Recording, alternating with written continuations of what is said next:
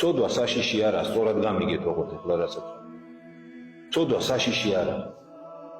წოდვას ადამიანი შეინანებს და ჩვენ ვიცით რომ ღმერთმა გვითხრა რომ შეინანე და გაპატიე. წოდვა საშიში არ არის, საშიში არის წოდვის გამართლება. საშიში არის ჩვენი სისუსტის გამართლება. იმიტომ რომ ეს აღარ მთავრდება. ეს ერთი, ხვალ მეორე, ზედ მესამე, მერე მეოთხე, მერე მეხუთე არ დამთავრდება დამიჯერა. მაგრამ თუ ადამიანი თავის თავს არ გაიმართლებს წოდვაში და შეინანებს, ხო? მაშინ 1000 წოდვასაც რო ჩადიოდეს, ის მაინც სწორ გზაზე იდგება ღვთის წინაშე. იმიტომ რომ იბრძვის, იმიტომ რომ თავის თავს არ ამართლებს.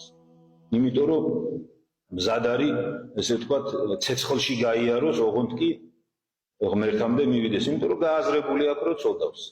მაგრამ ეს ადამიანს უთხარი რომ იცი რა, ეს არა უშავს. ეს 21 საუკუნე. ერთხელ უთხარი ეს. რა ჩეს თვითონ მიაწყობს მე რა ყველაფერს მაგას.